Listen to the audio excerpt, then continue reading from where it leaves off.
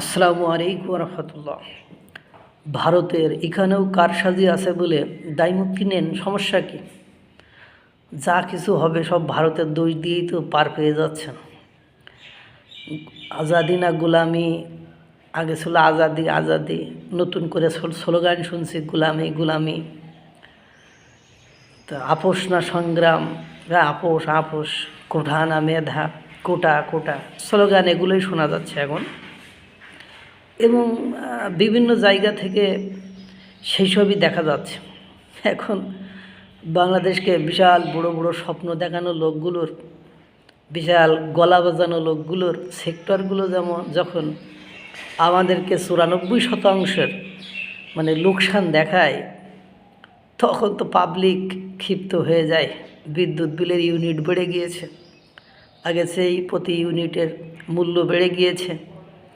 এবং আদানি যদি বিদ্যুৎ দেওয়া বন্ধ করে দেয়, আমরা আদানি তো বন্ধ করে দিতে চেয়েছিলাম, আদানি বিদ্যুৎ দেওয়া বন্ধ করে দিলে বাংলাদেশকে অর্ধেক অন্ধকারে থাকতে হবে।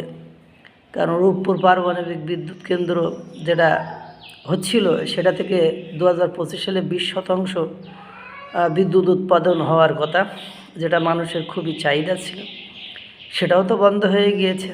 এখন বাংলাদেশের যে বিদ্যুৎ উন্নয়ন বোর্ড বিপিডিপি, তারা মনে করো তাদের যে উপদেষ্টা ছিল, তিনি বহুত পদক্ষেপ গ্রহণ করেছিলেন, কিন্তু সব লস লস লস, মানে সে অন্যরকম ব্যাপার স্যাপার।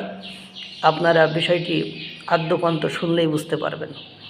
বাংলাদেশ বিদ্যুৎ উন্নয়ন বোর্ডের মানে বিপিডিপি সদ্য সমাপ্ত 2024-25 অর্থ বছরে নেট লোকসান দাঁড়িয়েছে 17,021 কোটি টাকায়, যা আগের অর্থ বছরের ছিল, আগের অর্থ বছর 2023-24 অর্থ বছরে ছিল 8,764 কোটি টাকা। সেই হিসাবে এক বছরের ব্যবধান সংস্থাটির নেট লোকসান 94%-এর বেশি বেড়েছে, ক্ষতি বেড়েছে 94%-এর বেশি।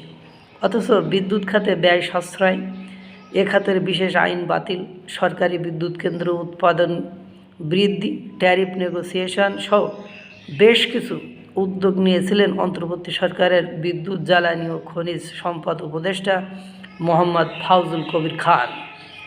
এসব উদ্যোগের কোনোটাই যদিও এই খাতের আর্থিক চাপ কমাতে পারেনি। অর্থাৎ আপনারা বুঝলেন কি, শুনলেন যেটা সেটাই, যে আমাদের দেশের অবস্থা যে চরম খারাপ, এবং উস্কানি দাতারা মানে একের পর এক উস্কানি দিয়ে যাচ্ছে।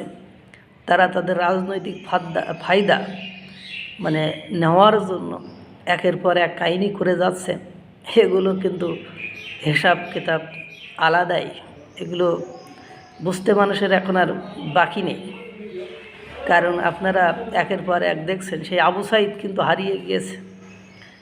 এখন একটা জিনিস খেয়াল করেছে কিনা, কমরেড হাসনাত আবদুল্লাহ এত বক্তব্য দেয়, এত কিছু করে, বাংলাদেশের সাধারণ জনগণের কল্যাণের জন্য একটা বক্তব্য দিয়েছে, একটা দেখাবেন আমার প্লিজ? সারজিস আলম সামগ্রিক বাংলাদেশের লোকজনের জন্য একটা বক্তব্য দিয়েছে, দেখেছেন? দেখেন নাই। ছাত্ররা একের পর এক মিসলিডিং হচ্ছে, মানে বাংলাদেশটাকে যে একের পর এক ভারত বিরোধী কর্মকাণ্ডে ভারতকে মানে উত্তেজিত করে একের পর এক সার্ভিস সেবা বন্ধ করে দিয়ে বাংলাদেশের সাধারণ জনগণের ট্যাক্স, বাংলাদেশের সাধারণ জনগণের নিত্যপণ্যের দাম সব কিছু বেড়ে গিয়েছে। আমরা আছি চরম বিপদে। এই বিদ্যুৎ দেখবেন কিছুদিন পরে, গরমকাল পড়ুক না, এখন তো শীতকালে তো ফ্যান চলে না। আমার প্রতিষ্ঠানেই তো ফ্যান আছে 5-7-8টা, একটাও তো চলে না এখন। গরমকাল আসলে দেখবেন এবার এই যে 94%-এর বেশি লোকসান বেড়েছে, বিদ্যুৎ পাবেন না।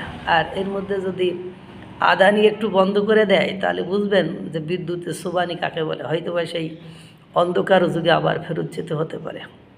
ইতিমধ্যে আপনারা দেখেন না গ্যাসের কি ক্ষতিকারক অবস্থা, বাংলাদেশের সাধারণ জনগণের ভোগান্তি আরও বাড়তে থাকবে। ওই যে ক্ষমতায় যারা আছে তারা তো জনগণের সেই মাপের সেই লেভেলের বোকাশোকা পাইছে, ভারতের দই দিয়ে একেবারে পরিত্রাণ পেয়ে যাচ্ছে। আল্লাহ তাআলা সকলকে ভালো রাখুক, সুস্থ রাখুক। আসসালামু আলাইকুম রহমতুল্লাহ।